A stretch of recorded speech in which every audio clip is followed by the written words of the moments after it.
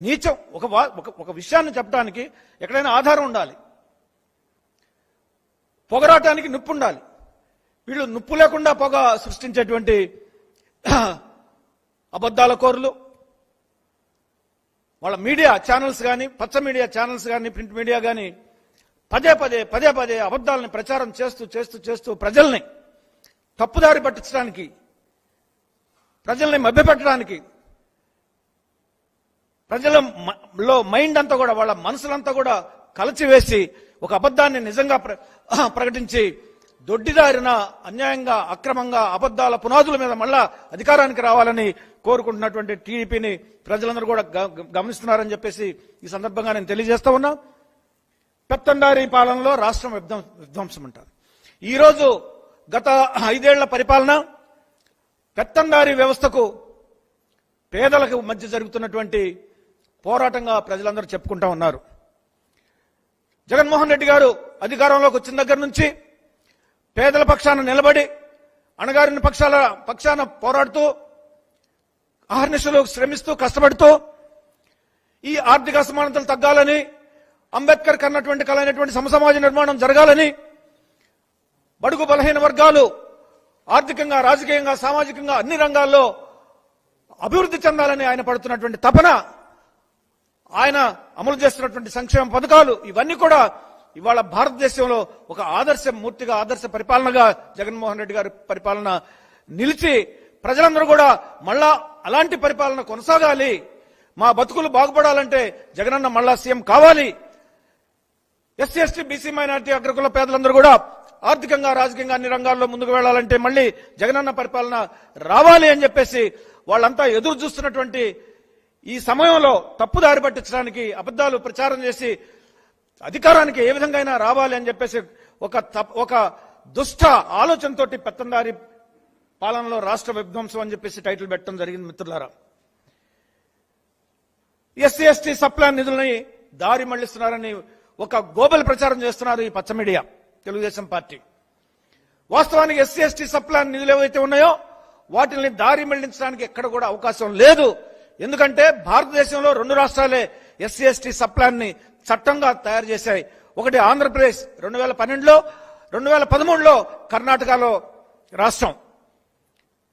ఈ భారతదేశంలో ఈ 2 రాష్ట్రాలు మాత్రమే ఎస్సీ ఎస్టీ సప్లాన్ ని ఒక చట్ట రూపంలో తీసుకొచ్చాయి. కాబట్టి ఆ చట్టం ఉన్నంత కాలం చట్టాన్ని ఉల్లంఘించి దారి మళ్లించడానికి అవకాశం లేదు. ఒక వాస్తవాన్ని చెప్పుకోవాలంటే ఎస్సీ ఎస్టీ సప్లాన్ ని తూచా తప్పకుండా సమర్థవంతంగా, అవినీతి లేకుండా అమలు చేసేటువంటి ప్రభుత్వం ఈ భారతదేశంలో ఏదైనా ఉందంటే అది ఆంధ్రప్రదేశ్ రాష్ట్ర ప్రభుత్వం, జగనన్న ప్రభుత్వం అని చెప్పేసి ఈ సందర్భంగా నేను గర్వంగా చెప్పగలను. ఎందుకంటే నేను కూడా మంత్రిగా ఎస్సీ ఎస్టీ సప్లాన్ ని అమలు చేశా. ఆ రోజు ఎస్సీ ఎస్టీ సప్లాన్ ని అమలు చేస్తున్నానని పేద వర్గాలకి, ఎస్సీ ఎస్టీలకు నిధులు నిరాఘాటంగా నేను గ్రాంట్ చేస్తున్నానంటే, అంటే వాటిని ఖర్చు పెడుతున్నానని ఆ రోజు చంద్రబాబు నాయుడు గారు నా మీద పగబట్టాడు. ఆ తరువాత ఎస్సీ ఎస్టీ సప్లాన్ నిధుల్ని సమర్థవంతంగా, అవినీతికి తావు లేకుండా ఎప్పుడైతే నేను ప్రజలకు అందజేస్తున్నానో స్వతంత్రంగా ఒక మంత్రిగా, అప్పటి నుంచి ఆయన నా మీద కక్షగట్టి మంత్రి పదవి పోయిందాక నిద్రపోలేదు. పేదవాడికి ₹1 ఇవ్వాలంటే చంద్రబాబు నాయుడికి మనసు రాదు. పేదల సంక్షేమ పథకాలని నేను ఆ రోజుల్లో రూపొందించి ఆయన ముందు పెడితే వాళ్ళకు ₹1 ఇవ్వాలి, వాళ్ళకి రావాల్సినటువంటి ఎస్సీ ఎస్టీ సప్లాన్ నిధుల్ని వాళ్ళకి మంజూరు చేయాలని అంటే ఆయనకు ప్రాణం ఒప్పుకునేది కాదు. ఇవాళ జగనన్న పేదల పక్షపాతి. పేదవాడు ఆయన ఎజెండా. పేదలను ఏ విధంగా పైకి తీసుకురావాలి, వాళ్ళ ఆత్మగౌరవాన్ని ఏ విధంగా నిలబెట్టాలి, వాళ్ళ కాళ్ళ మీద వాళ్ళు నిలబడేట్లుగా ఏ విధంగా వాళ్ళకి సంక్షేమ పథకాలు అందించాలి, వాళ్ళు ఏ విధంగా సమాజంలో తలెత్తుకుని తిరిగి ఇతర వర్గాలతో సమానంగా పోటీ పడాలి, అభివృద్ధి చెందాలన్నటువంటి ఒక తపనతోటి 24 గంటలు పేదల పక్షాన నిలబడి ప్రభుత్వాన్ని ముందుకు తీసుకువెళ్తున్నటువంటి జగనన్న మీద ఈరోజు పెత్తందారి పరిపాలన అని చెప్పేసి ఒక దుష్ప్రచారం, గోబెల్ ప్రచారం చేస్తా ఉన్నారు. మిత్రులారా, విశ్వసనీయతకు, నైతికతకు ఎవరైనా మారు పేరున్నారంటే ఇవాళ ఉన్నటువంటి రాజకీయ నాయకుల్లో, ఈ భారతదేశంలో అది జగన్మోహన్ రెడ్డి గారు ఒక్కడే అని చెప్పేసి నేను ఘంటాపదంగా చెప్పగలను. ఆ రోజు మేనిఫెస్టో ఏదైతే అధికారంలోకి రాకముందు ప్రజల ముందు ఉంచారో, ఒక బైబిల్ గా భావించి, ఖురాన్ గా భావించి, భగవద్గీతగా భావించి ఆ మేనిఫెస్టోను 99% అమలు చేసినటువంటి ఘనత జగన్మోహన్ రెడ్డి గారిది కాదా అని చెప్పేసి ఈ సందర్భంగా మిమ్మల్ని అడుగుతా ఉన్నా. ఈ విధంగా మేనిఫెస్టోను అమలు చేస్తే మేనిఫెస్టోను పక్కదారి పట్టించారు, అమలు చేయట్లేదని చెప్పేసి నిందలు వేయటం ఎంత దారుణం అంటే, ఇది ఇంతకంటే మరొక దారుణం, ఇంతకంటే గోబెల ప్రచారం మరొకటి లేదని చెప్పేసి ఈ సందర్భంగా నేను తెలియజేస్తా ఉన్నా. రక్త చరిత్ర ఈరోజు లోకేష్ స్టేట్మెంట్స్ చూడండి మీరు. రెడ్ బుక్ అని చెప్పేసి ఇవాళ ప్రభుత్వ యంత్రాంగాన్ని మొత్తాన్ని కూడా భయాందోళనకు గురి చేస్తూ, బెదిరిస్తూ, బ్లాక్మెయిల్ చేస్తూ, మేము గనక అధికారంలోకి వస్తే మీ సంగతి తేలుస్తాం, ఒళ్ళు దగ్గర పెట్టుకుని పరిపాలన చేయండి, మాకు సహకరించండి, మాకు కొమ్ముగాయండి, మేము అధికారంలోకి వచ్చేట్లుగా మీ అధికారాన్ని దుర్వినియోగం చేయండి అని చెప్పేసి బెదిరిస్తూ రెడ్ బుక్ చూపిస్తా ఉన్నాడు. అది అరాచక పాలన కాదా? అరాచక పాలనకు తెరదీయటం కాదా అని చెప్పేసి నేను ప్రశ్నిస్తా ఉన్నా.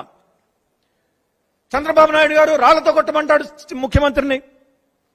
తాపీలు పట్టుకోండి, ఆయన చంపి సమాధి చేసి ఆ సమాధుల్ని పూడ్చివేయండి అని చెప్పేసి ప్రజలందరూ తాపీలు పట్టుకోమని ఆయన ప్రేరేపిస్తాడు.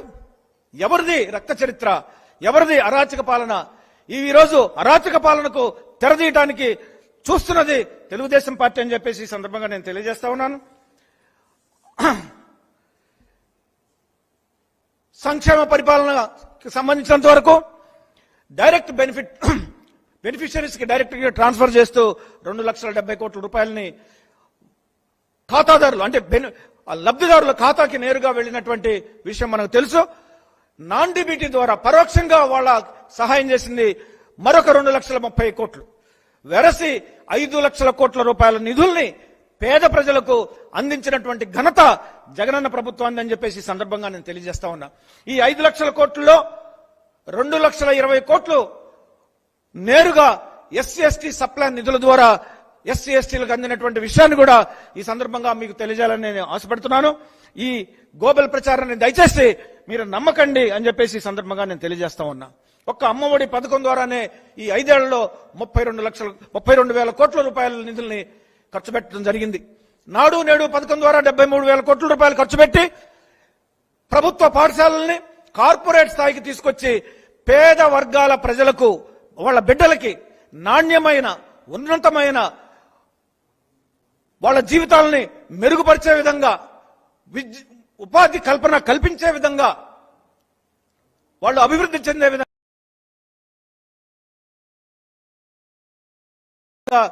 మంచి విద్యను అందిస్తున్నటువంటి ఘనత జగనన్న ప్రభుత్వానికి. ఇంగ్లీష్ మీడియంలో కానీ లేదు అత్యాధునిక విద్య ల్యాప్టాప్ల ద్వారా కానీ. మిత్రులారా, జగనన్న కాలనీ ద్వారా ఎంతమంది ఎస్టీలకి ఇళ్లకు పట్టాలిచ్చి, నేను ఆ రోజుల్లో చంద్రబాబు గారిని చాలాసార్లు అడిగాను, ముఖ్యమంత్రి గారు, అయ్యా పేదవాళ్ళకి ఇళ్లు కట్టిద్దాం, వాళ్ళకి సెంటు భూమి ఇద్దాం,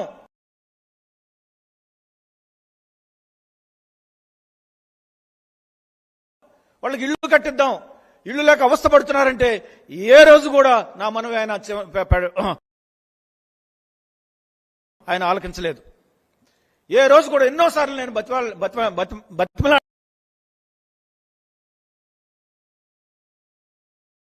ఎందుకంటే ఎస్సీ ఎస్టీ సప్లాన్ నిధులు ఉన్నాయి కాబట్టి.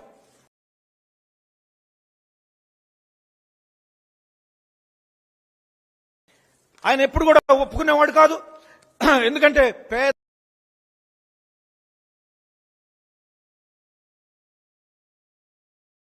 పేదవాడు ఆయన ఎజెండాలో లేడు.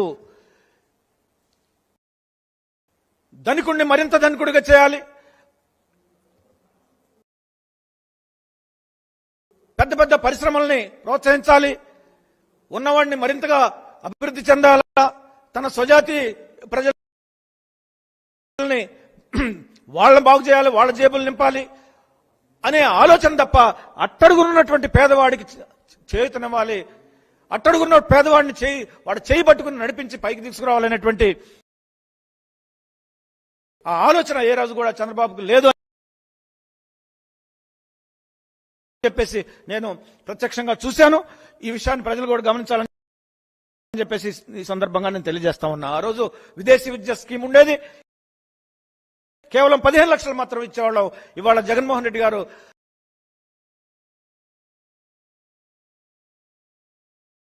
ప్రపంచవ్యాప్తంగా ఉన్నటువంటి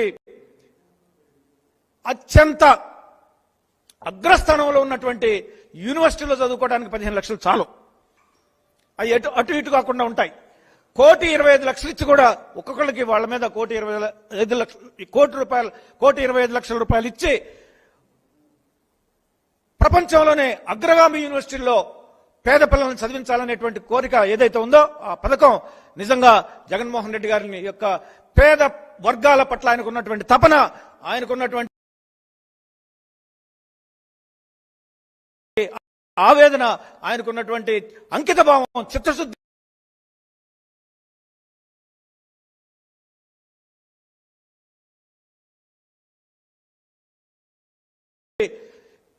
ఇంతకంటే మరొక ఉదాహరణ లేదని చెప్పేసి ఈ సందర్భంగా తెలియజేస్తూ SC ST BC మైనార్టీలకి 50%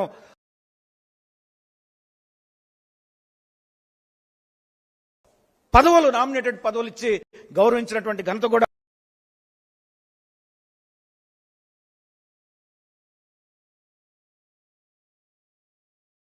Jaganmohan Reddy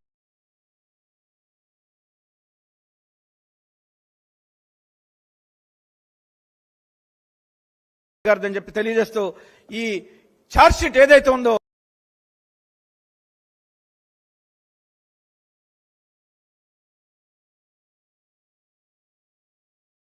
ఇది చెత్తబుట్టకు కూడా పనికిరాదు.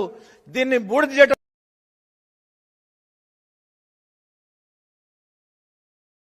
కూడా పనికిరాదు. ఇది గోబెల్ ప్రచారానికి పరాకాష్ట, అబద్దాల పుట్ట. ఇది ఓటమి భయంతో చేసేటువంటి ప్రచారం తప్ప ఇక ఓడిపోతున్నాం, మనం అధికారంలోకి రాము, మళ్ళా ఆయన సీఎం అవుతాడు, మళ్ళా వైఎస్ఆర్సీపీ అధికారంలోకి వస్తుంది. కాబట్టి ఏ విధంగా ప్రజల్ని మభ్యపెట్టి అబద్దాలు చెప్పి దారి మళ్లించాలి, వాళ్ళని మన వైపు తిప్పుకోవాలనేటువంటి ఒక కుట్రభావంతో చేసేటువంటి ఇది ఒక రాజకీయ కుట్రలో ఒక భాగం అని చెప్పేసి సందర్భంగా తెలియజేస్తూ మీ వద్ద సెలవు తీసుకుంటాం.